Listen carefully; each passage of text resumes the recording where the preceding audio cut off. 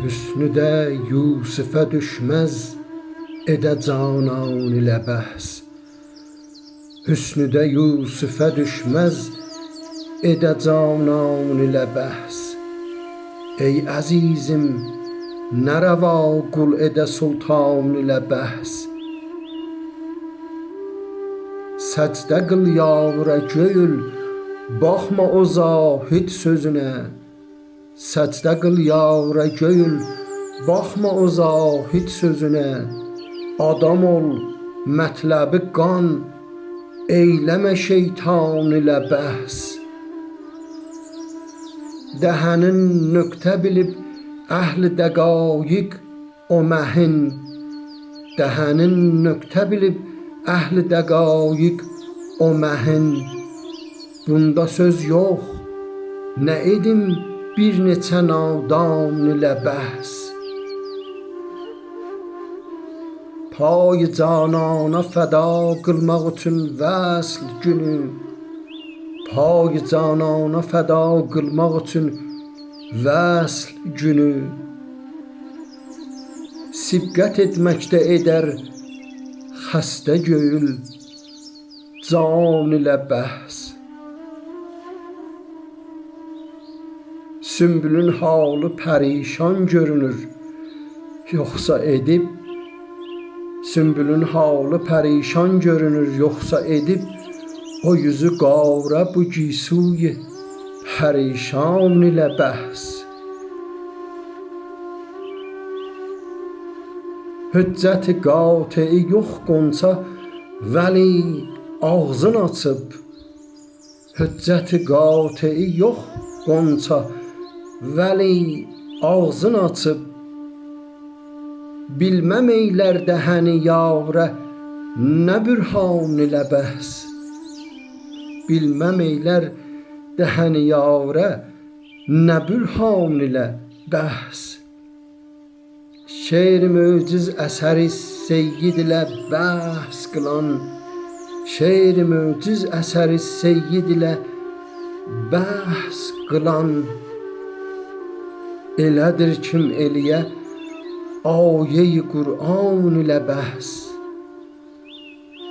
Elədir kim eləyə ayə-i Qur'an ilə bəhs. Həzrət Yusif əleyhissalam irfan aləmində gözəlliyin simgəsidir. Yusif Bəni İsrail peyğəmbərlərindən biri, Misrin əzizlik məqamına çatmış Həzrət Yaqub əleyhissalamın peyğəmbərin oğludur. Onun gözəlliyindən Misr qadınlarına söz açıb Yusifə niyə aşiq olduğunu haqlamaq istəyən Züleyxa qadınları bir məclisə toplayıb əllərinə portağal ilə bıçaq verir. Yusifi qadınların məclisinə gətirdikdə həyəcandan hamı portağal yerinə əlini kəsdiyini bilmir. Şair burada birbaşa Qur'andakı Yusif surəsinə diqqət çəkmək istəyir. Bu səhnə əslində insan üçün bir örnək ya allegory, İngiliscə allegory deyilir, allegoridir. Təmsil də demək olar ədəbiyyatda. Bu örnək insana belə demək istəyir.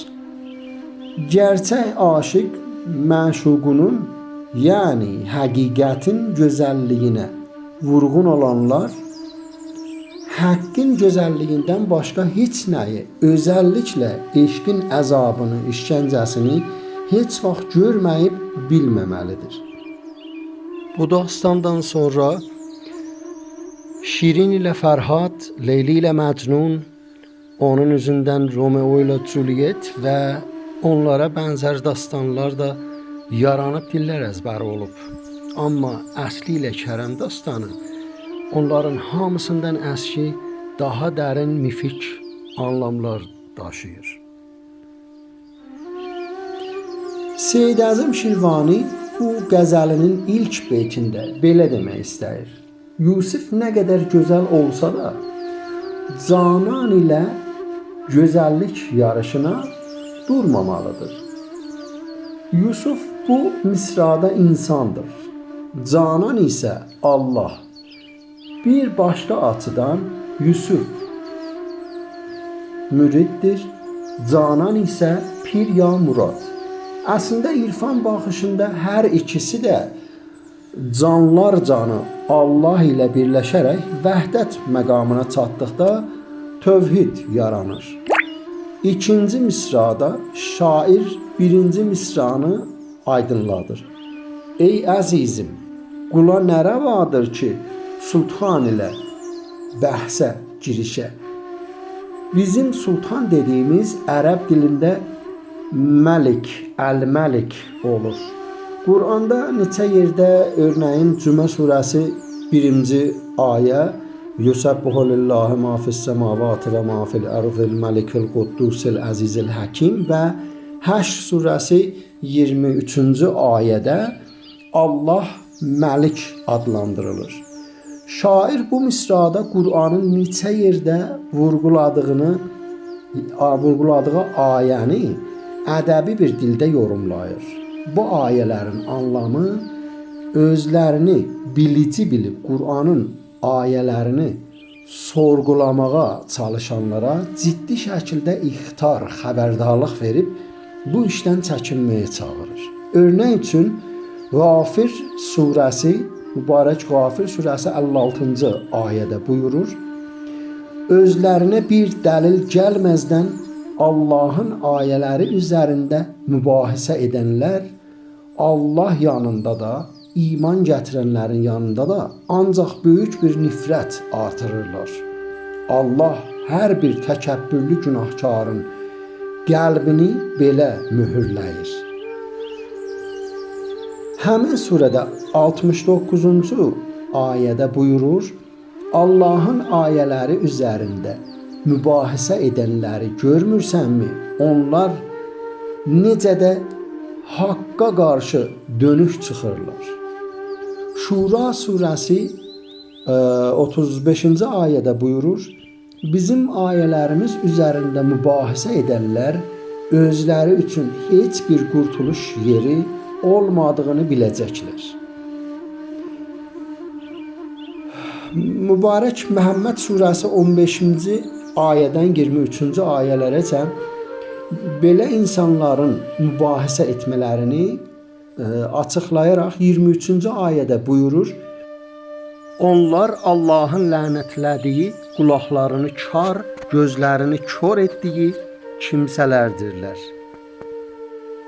Nəsimi Seyyid Əzim Şirvanidən öncə qul olmağı başarmayanların sultanı heç vaxt bilməyəcəklərini yazıb buyurur.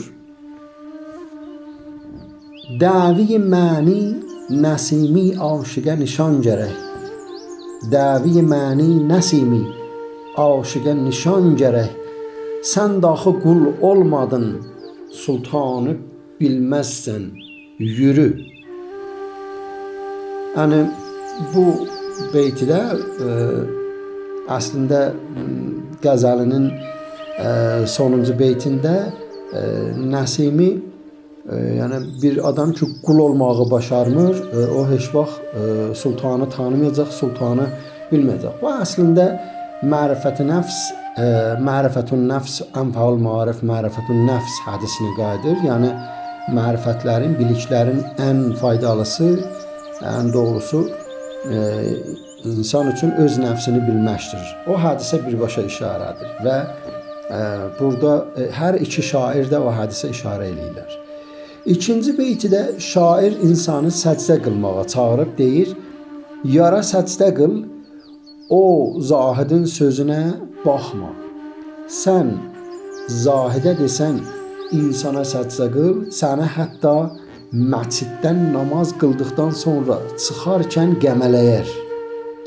Qur'anı gözəl bir parçaya bürüyüb, cehizində evinə xeyir bərəkət kimi gətirən, yola çıxarkən altından keçib öpən, amma heç üzündən oxumağını bilməyən zahid Allahın ona buyurduğu əmri də bilməz.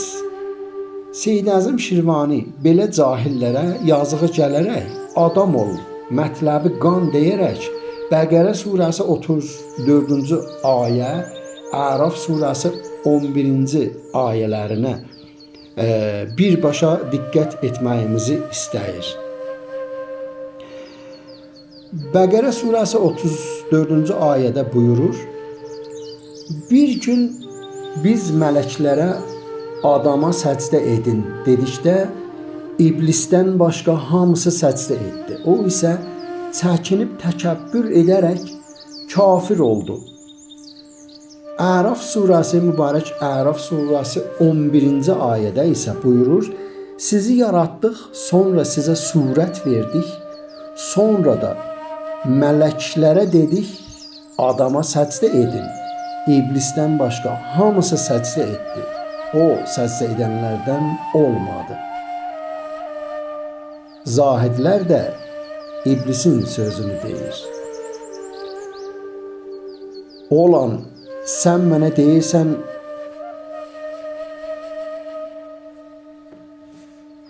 tövbə estağfurullah, Allahı qoyub adama səcdə edin, kafir. Bu səcdəni Həllac, Ariflərin Sultanı Nəsimidən tutdu. Əttar, Şəbistəri, Nəimi, Şəms, Rumi, Şah Nemətullah, Vəli, Aşıq Paşa, Yunus Əmrə, Kəmaləddin Hüseyn Xarəzmi kimi və çoxları vurğulayıblar. Bu məqalədə hərəsindən bir örnək gətirsək, söz uzanar. Yalnız Nəsimidən bir neçə beyt gətirmək yetərli olar. Nəsimi salamullah aleyh buyurur: Üzüvə ey nur-i haq, kim ki sucud eylədi, üzüvə ey nur-i haq, kim ki sucud eylədi, adı mələkdir onun, div pəlid olmadı. Yəni hər kəs sənin üzüvə səcdə elədi, onun adı mələk oldu və div pəlid, yəni iblis olmadı. Yəni sənin üzvə səcdə eləyənlər, tövhid məqamına çatmış arifin, insanın üzünə səcdə eləyənlər.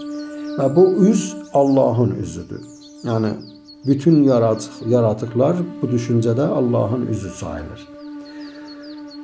Sucudə gəlmədi şeytan, hidayət bulmadı nura. Sana hər kim sucud etdi, ona həqdən əta gəldi. Bu başqa bir yerdə 299-cu səhifəsində deyir və 309-cu səhifədə ayrı bir beytdə gətiririk.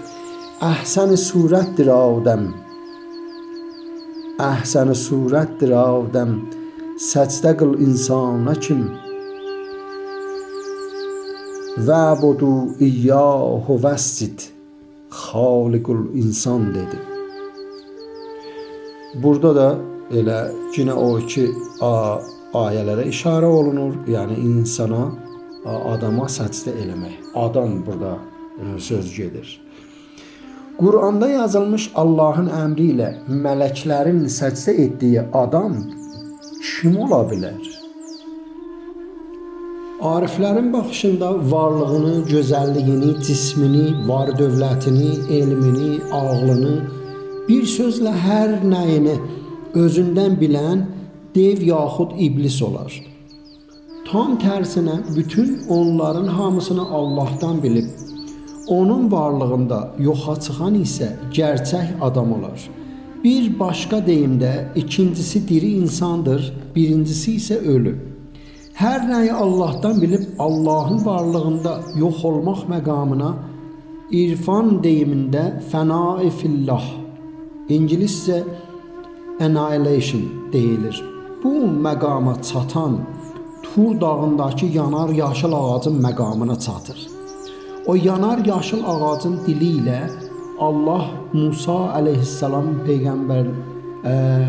peyğəmbərlə danışıb Ənə Rabbukə buyurur o ayədə. Mən sənin Rəbbinəm, çarıqları çıxart, sən indi müqəddəs Tur vadisindəsən. O məqama çatmış bütün ariflər ənəl-haq demək, mənsur olmaq məqamına çatar. Bu məqamda Allahdan başqa heç kim qalmır.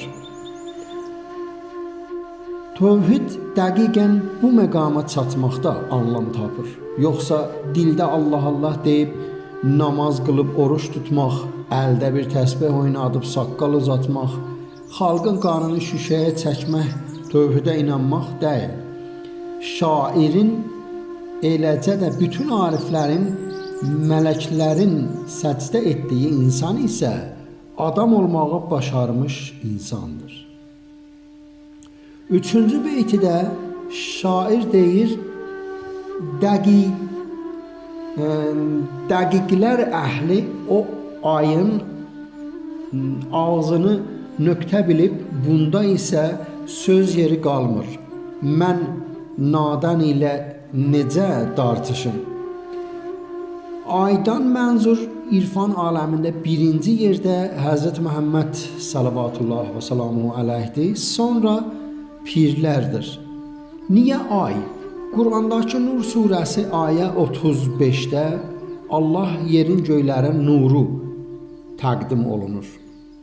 O günəşin nuru bəşərin qaranlıq gecəsində, başqa sözlə cahil varlığında ay günün işığını yerə yanqılayan kimi cahil insana çatdırır.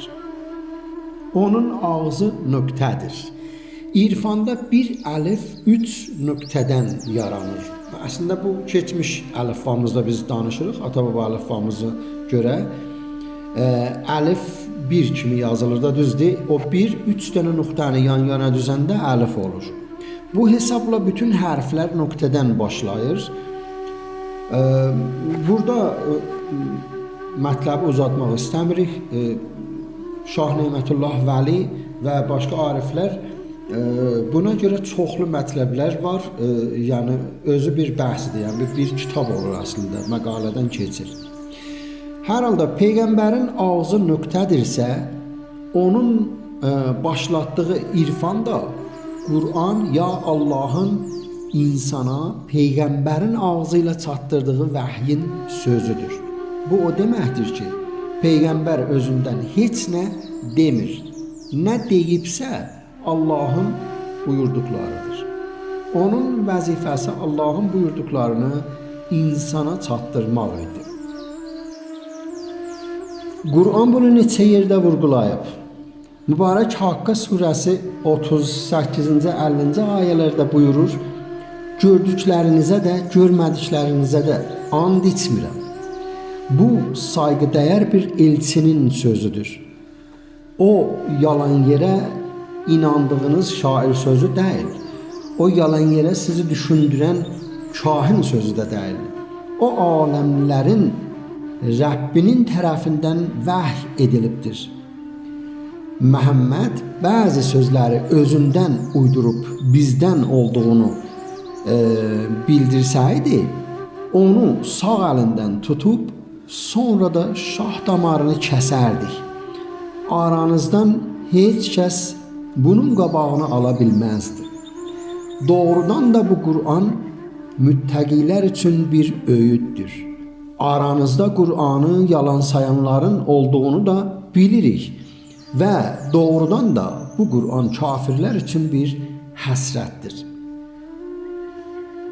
Seyyid Əzim Şirvani buna görə bir neçə nadan ilə tartışmağı gərəkli görmür.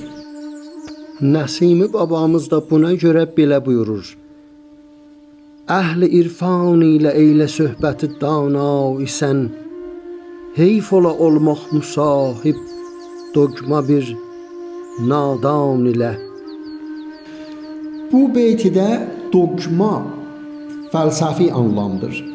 Düşüncələrində israr edib %100 düz olduğunu vurğulayaraq başqa düşüncələri rədd edən toyğun bir qıçı var deyib and içənləri Nəsimi dogma nadan ya cahil hesab edir. Fəlsəfədə dogmatizm ingiliscə həman dogma sözündən alınıb və dəqiqən bu anlamda işlənir. Yəni bizim türk dilimizdən alınma bir sözdür. 4-cü beytdə şair vəsl gününə işarə edir. Bu gün irfan düşüncəsində qiyamət günü yaxud haqq özü insanların üzünə çıxdığı gündür. Şirvani kimilər bu görüş üçün can atıb tələsərlər. Çünki onların bütün yaşamı bu üzə baxmaqla keçib. Başqa yorumla desək, ariflər bütün yaradılmışları Allahın əslində bir olan fərqli surətləri olaraq görüb sevərlər. Bu baxışda Allah haqqı batildən seçə bilən arif insanın gözündə birbaşa görünməz. Onun gözündə görünmək üçün Allah bütün yaradılmış dünyadakı hər nəyi özünü əks etdirən ayna olaraq yaradıb. Bu aynaların hamısı da arifin qəlbində birləşər. O üzdən arifin qəlbində hər nə Allahın yaradılmışı olduğuna görə, onu əks etdirdiyinə görə sevilməlidir. Gerçək sevginin anlamı da elə budur. Onların baxışında pis deyə bir şey yoxdur. Çünki hər nəyi yaradan gözəllər gözəlinin özüdür.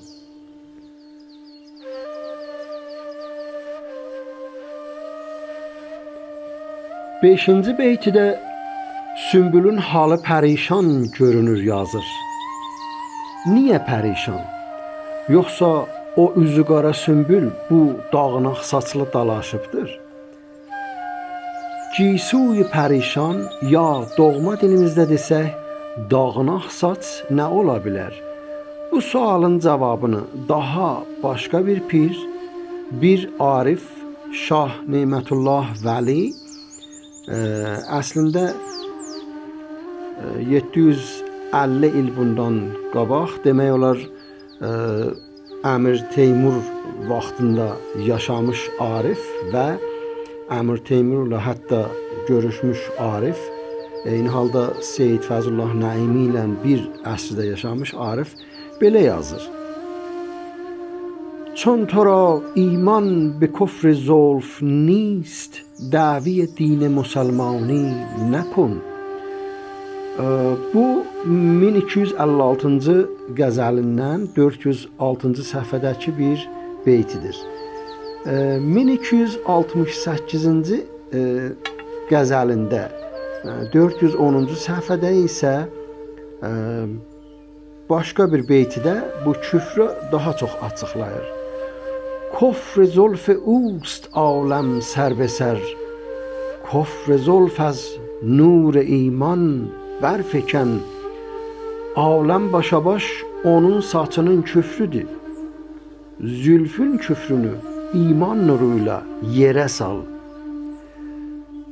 Seyyid Əzim Şirvani 5-ci beytidə çox incə amma zəngin bir istarə işlədir. Sümbülün halı ona görə pərişan, üzü qaradır ki, vaxtını dünya ilə yarışmaqda, dalaşmaqda heçə verib. Küfr leksik baxımda ərəb dilində həqiqəti örtbas etmək, gizlətmək anlamındadır. İnsanın aynadakı özü görmək yerinə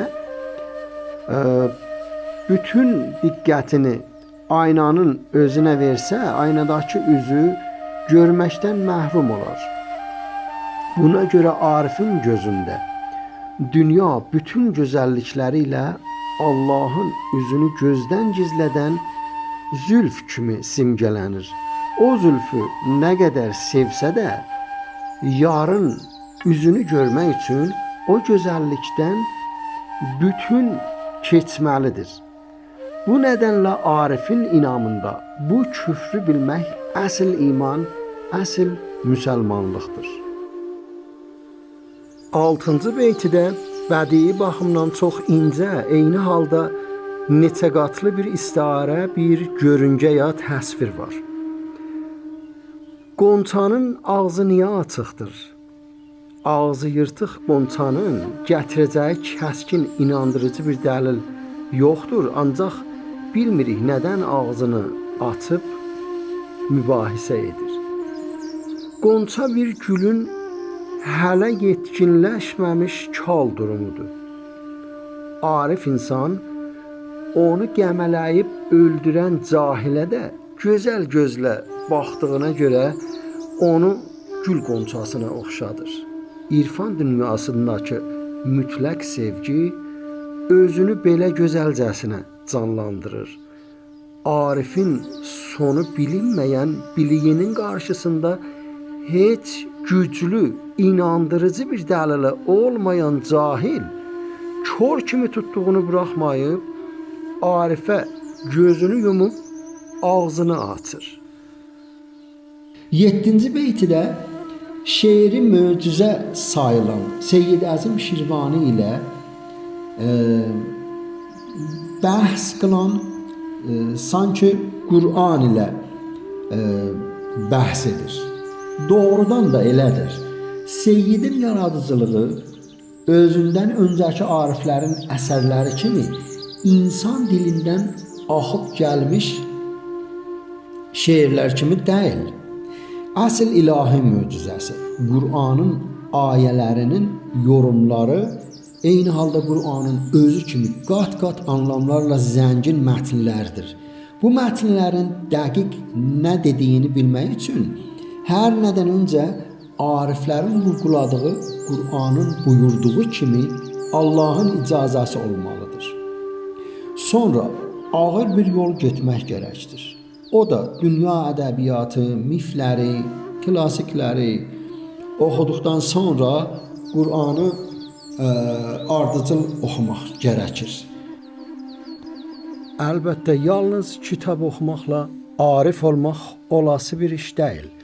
Ancaq bütün ariflər bəşər elminin dərinliklərinə varmağı təriqətin başlanışı kimi, riyazət kimi vacib bilirlər. Şairin son beytidə öz dediyindən bir anlam da aydın olur. Onun dediklərini bilməzdən yozmaq, yəni tərsinə yorumlamaq, pis təfsir etmək, şairin düşüncəsinə olan sayğısızlıq, eləcə də ağır sorumluluqdur. Biz bu günahdan Rəbbimizə sığınırıq. Bu videoya bənzər paylaşmaların tayını gələcəkdə Uca Allah özü siz əzizlərə sunmağa qismət eləsin. Diqqətinizə görə çox sağ olun, var olun.